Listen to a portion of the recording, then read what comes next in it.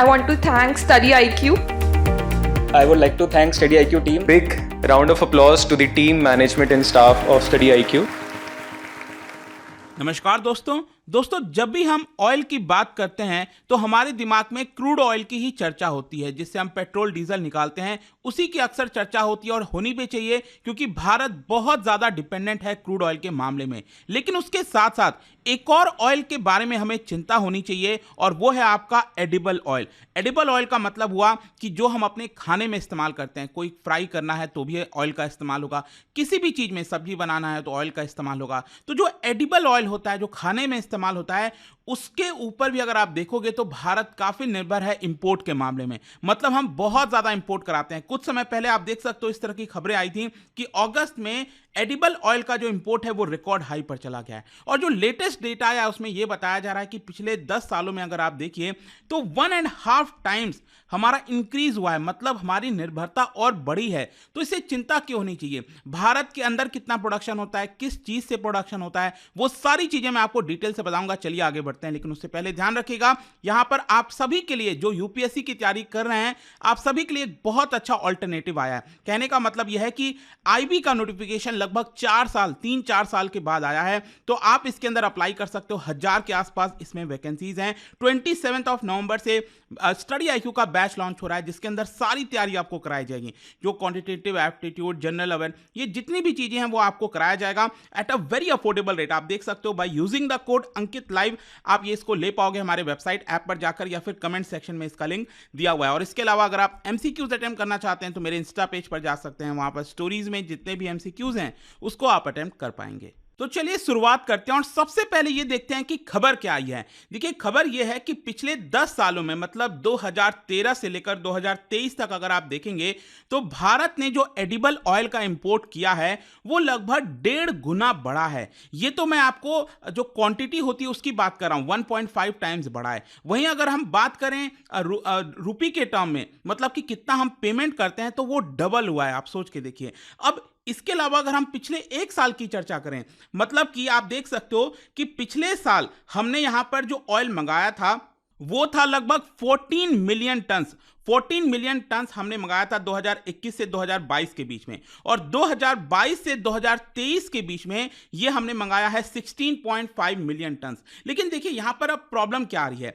Actually क्या है, अगर आप देखोगे तो पिछले साल के मुकाबले इस साल हमने कितना ज्यादा मंगाया। पिछले साल 14 मिलियन टन्स, इस बार हमने 16.5 मिलियन टन्स। लेकिन आपको पता है जो हमने पेमेंट किया ना वो एक्चुअली कम किया। जी हां, यहां पर आप देख सकते हो कि पिछले साल जो हमने 14 मिलियन टन्स मंगाया था उसके लिए हमने जो पेमेंट किया था वो था 19.6 बिलियन डॉलर, और वहीं हमने इस बार जो पेमेंट किया है वो 16.7 बिलियन। अब आप में से लोग सोचेंगे कि जब हमने ज्यादा मंगाया है तो कम पेमेंट क्यों किया है? क्योंकि यही सबसे बड़ी प्रॉब्लम है एडिबल ऑयल की, कि फ्लक्चुएशंस आपको बहुत देखने को मिलता है। यहां पर आप देख सकते हो ये जो आप देख रहे हैं ना, अगस्त 2022 के बाद ये आपको क्लियरली देखने को मिलेगा कि जो ऑयल, एडिबल ऑयल के प्राइस हैं वो नेगेटिव में चले गए। जी हां, प्राइस काफी कम हो गए हैं पिछले साल के मुकाबले। तो प्राइस कम होने की वजह से भले ही हमने यहां पर ज्यादा मंगाया हो, क्वांटिटी ज्यादा मंगाई हो, लेकिन हमने पेमेंट कम किया है। लेकिन उसके पहले आप देखिए यहां पर कितना ज्यादा बढ़ गया था। तो दिक्कत यही है, देखो स्टेबिलिटी नहीं है यहां पर। काफी ज्यादा, कभी बहुत हाई चला जाएगा, कभी नीचे चला जाएगा,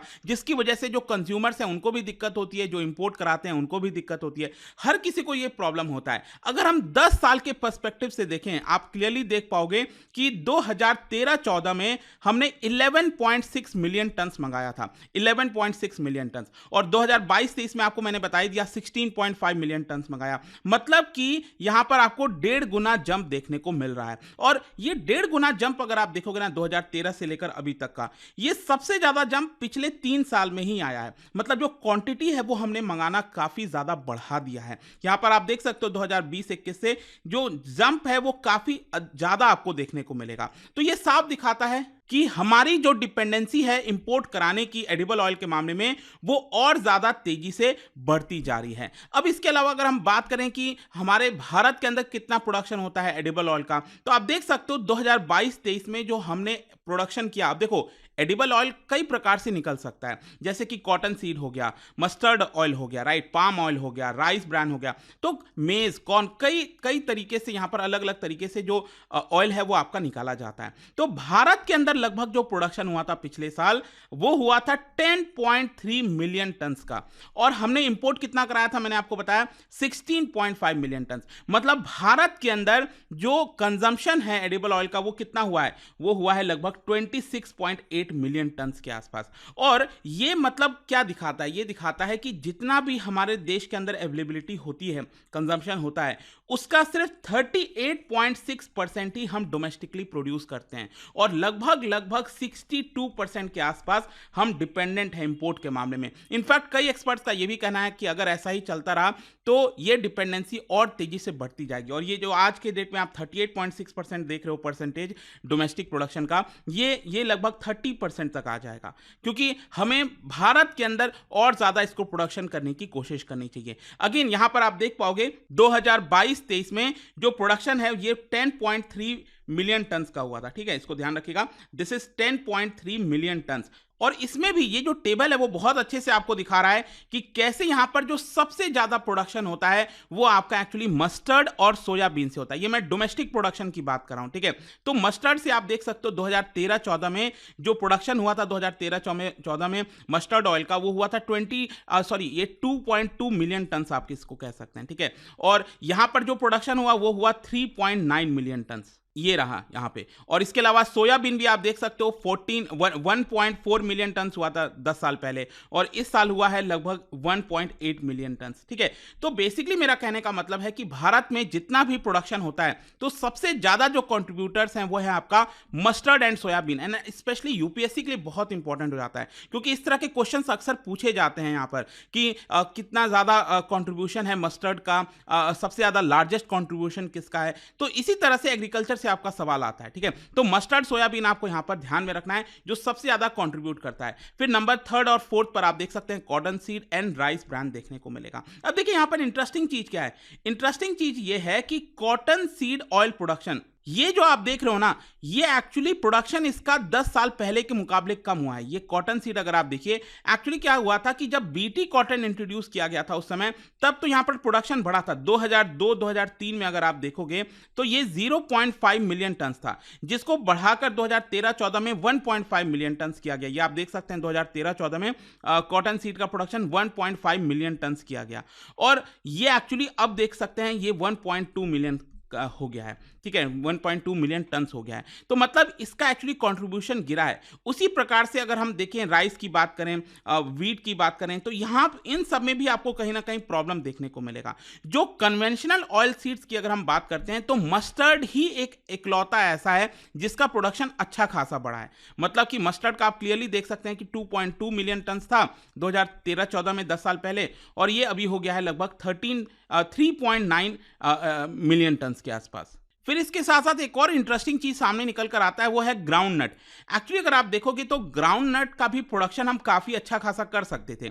ये मैं ऑयल सब की बात कर रहा हूं, ठीक है। अब एक्चुअली क्या हुआ है कि भारत में ग्राउंड नट का जो प्रोडक्शन देखेंगे, जो मूंगफली होती है जो हम घरों में इस्तेमाल करते हैं अलग अलग चीजों में, तो उसका प्रोडक्शन अच्छा खासा बढ़ा है, लेकिन वो कन्वर्जन ऑयल में नहीं हुआ है। क्योंकि क्या होता है कि जितना भी ग्राउंड नट का प्रोडक्शन होता है लोग वो इस्तेमाल करने लग जाते हैं अपने डेली नीड्स में, ज़्यादातर वो ड्राई फ्रूट्स की तरह इस्तेमाल होने लग गया है। तो उसकी वजह से क्या है कि वो आपका डाइवर्ट नहीं हो पाता ऑयल की तरफ, और इसीलिए ग्राउंड नट का कंट्रीब्यूशन कोई बहुत ज़्यादा आपको देखने को नहीं मिलेगा। और सिर्फ 0.9 मिलियन टन ही जो ग्राउंड नट ऑयल है उसका प्रोडक्शन भारत के अंदर होता है। तो ये सारी चीज़ें यहाँ पर दिखाती हैं। फिर इसके अलावा बाकी ऑयल्स की बात करें, कोकोनट, सीसम, सनफ्लावर, ये सब में भी कोई बहुत ज़्यादा प्रोडक्शन नहीं हुआ, इनफैक्ट डिक्लाइन आपको देखने को मिलता है। और कई बार ये भी देखा गया है कि भारत के अंदर भी जो होम ग्रोन ब्रांड्स हैं जैसा पैराशूट कोकोनट ऑयल वगैरह हो गया, उन सब का भी ब्रांडिंग तो हुआ है, लेकिन क्या हुआ है कि इंटरनेशनल मार्केट में जो चीपर ऑयल्स हैं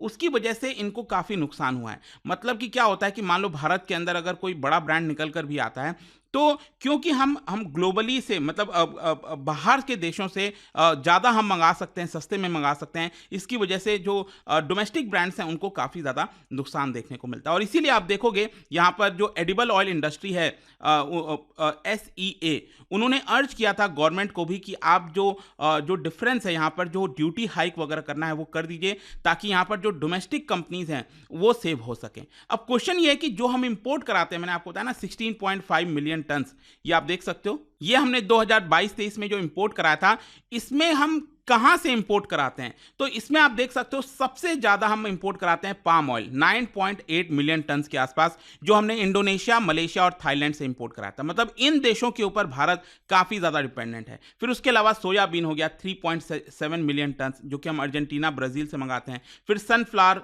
3 मिलियन टन हमने मंगाया था, ये रशिया, यूक्रेन और अर्जेंटीना से मंगाया था। एंड ज्यादातर बल्क ऑफ इंपोर्ट आप देखिए, ये हम क्रूड ऑयल मंगाते हैं। देखो अब यहां पर कंफ्यूज मत हो जाना, एक तो जब भी हम क्रूड ऑयल की चर्चा करते हैं तो हमारे लिए वो पेट्रोल डीजल वाला ऑयल की चर्चा होती है, लेकिन क्या होता है कि या तो जब हम इंपोर्ट कराते हैं ना तो प्योर एडिबल फॉर्म में हम मंगा सकते हैं, ठीक है, एडिबल फॉर्म में मंगा सकते हैं ताकि उसका डायरेक्टली कंजम्पशन होता है। तो रैदर देन दैट हम क्रूड फॉर्म में मंगाते हैं, मतलब कच्चे फॉर्म में मंगाते हैं। तो अगेन ये वाले जो सनफ्लावर क्रूड ऑयल हो गया, ये सारी चीजें भारत के अंदर आती हैं टैंकर्स के अंदर, और फिर यहां पर इसकी प्रोसेसिंग की जाती है, जो बड़े बड़े रिफाइनरीज होते हैं उसमें डाला जाता है और फिर उसकी प्रोसेसिंग करके कंजम्पशन के लायक बनाया जाता है, ठीक है। तो ये भी हम मंगाते हैं, ज्यादातर हम क्रूड फॉर्म में मंगाते हैं उसको। अब क्वेश्चन ये है कि इंपोर्ट कराने में प्रॉब्लम क्या है जब हम इंपोर्ट कराते हैं?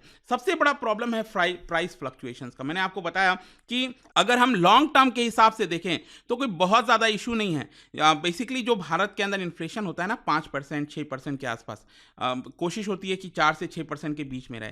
तो लॉन्ग टर्म में तो लगभग ये उतना रहा है, लेकिन क्या होता है शॉर्ट टर्म में ये कभी ऊपर चला जाता है, फिर अचानक से नीचे चला जाता है। तो इसकी वजह से कंज्यूमर्स को भी परेशानी होती है, और जो इंपोर्ट कराते हैं उनको भी, अगर मान लो प्राइस ऊपर चला गया तो कंज्यूमर्स के लिए महंगा हो जाएगा अचानक से भारत के अंदर, और वहीं मान लो प्राइस नेगेटिव में चला गया तो ये जो इंपोर्टर्स हैं उनको नुकसान हो जाएगा। तो यहां पर दोनों को एक तरह से लॉस होता है। तो ये सबसे बड़ी प्रॉब्लम है, हमें उसको बचा कर रखना है। जैसे कि मैं आपको एग्जांपल बताता हूं, यूनाइटेड नेशंस की जो फूड एंड एग्रीकल्चर ऑर्गेनाइजेशन है वो इंडेक्स निकालती है कि कितना प्राइस है। आप देख सकते हो 2020 में अगस्त के महीने में जब रशिया यूक्रेन का वॉर स्टार्ट नहीं हुआ था, उसके पहले अगर हम बात करें तो इंडेक्स में इसका जो प्राइस है वो लगभग 98.7 पॉइंट्स देखने को मिलेगा। और जस्ट रशिया यूक्रेन का वॉर 2022 में जो स्टार्ट हुआ था उसके अगले महीने आप देखिए ये इंडेक्स पहुंच गया 251.8 पॉइंट, मतलब बहुत ज्यादा चला गया। और अभी कितना हो गया, ये वापस गिर कर आ गया 120 पॉइंट, मतलब कि कभी बहुत ऊपर फिर अचानक से काफी नीचे। और इसकी वजह से भारत को थोड़ा सा नुकसान होता है, और इसी की वजह से यहां पर बोला जाता है कि भारत को अपने डोमेस्टिकली इसका प्रोडक्शन ज्यादा करना चाहिए। अब ये क्या कर सकता है भारत सिंपली ये कर सकता है कि यहां पर इसका प्रोडक्शन बढ़ाए, लेकिन कैसे? यहां पर टेक्नोलॉजी का हमें इस्तेमाल करना होगा। जैसे कि अभी हमने देखा कि कॉटन जब सीड्स की बात करते हैं तो सिर्फ अगर हम जेनेटिकली मॉडिफाइड चीजों की बात करें तो सिर्फ बीटी कॉटन ही ऐसा है जो जिसको परमिशन दी गई है, लेकिन इसके अलावा मस्टर्ड, सोयाबीन, उसमें भी अगर हम टेक्नोलॉजी का इस्तेमाल करते हैं, बायोटेक्नोलॉजी का, तो इसका प्रोडक्शन हम बढ़ा सकते हैं। और फाइनली जो फार्मर्स हैं जो इसको उगाते हैं उनको भी बेनिफिट होगा, और जो भारत के अंदर जो हाउस होल्ड्स हैं वो भी प्राइस फ्लक्चुएशन से बच पाएंगे। फिर इसके साथ साथ कहीं ना कहीं सरकार को यहाँ पर जो प्रोक्योरमेंट है वो भी करने की कोशिश करनी चाहिए। प्रॉब्लम क्या है, भारत के अंदर जो एमएसपी ज्यादातर प्रोवाइड किया जाता है वो सिर्फ वीट और पैडी पर किया जाता है। देखो सरकार बोलती तो है कि हम 23-24 क्रॉप्स पर हम एमएसपी प्रोवाइड करते हैं, लेकिन रियलिटी क्या है कि यहाँ पर सिर्फ वीट और पैडी पर ही दिया जाता है। और दोनों, अगर हम सेंटर में देखें, बीजेपी, कांग्रेस, हर कोई यहाँ पर जो वीट और पैडी है उसी पर ही एमएसपी बढ़ाते रहते हैं लगातार। तो फार्मर्स को भी कम इंसेंटिव होता है कि वो वीट और पैडी छोड़कर इस तरह के पल्सेस, ऑयल सीड्स पर ध्यान दें। तो कहीं ना कहीं इन सब पर ध्यान देना पड़ेगा, तभी हम इसकी तरफ आगे बढ़ पाएंगे। बट आई होप कि इस वीडियो से आपको काफी कुछ समझ में आया होगा, जानने को मिला होगा। और जाने से पहले एक इंटरेस्टिंग क्वेश्चन, क्या बता सकते हैं which fatty acid has high reactivity towards oxygen? कौन सा इसमें से ऐसा फैटी एसिड है जिसका काफी ज्यादा रिएक्शन होता है ऑक्सीजन के साथ? इसका राइट आंसर आप सबको पता है, मेरे इंस्टाग्राम पर तो मिलेगा ही, वहां पर अगर आप नहीं हो कोई बात नहीं, टेलीग्राम से ले सकते हैं इसका सही उत्तर। मैं कई सारे जो एमसीक्यूज हैं वो यहाँ पर स्टोरीज में डालता रहता हूँ। बाकी अगर आपको पीडीएफ चाहिए तो टेलीग्राम पर आइए, अलग अलग सोशल मीडिया पर आप जुड़ पाओगे। और जैसा मैंने आपको बताया था, अगर आप यूपीएससी की तैयारी कर रहे हो, कोई भी बैच लेना चाहते हैं, just use this code Ankit live to get maximum discount. And I hope की वीडियो आपको पसंद आया होगा। मिलता हूँ next time, till then thank you very much, see you soon. Study IQ IAS, अब तैयारी हुई अफोर्डेबल।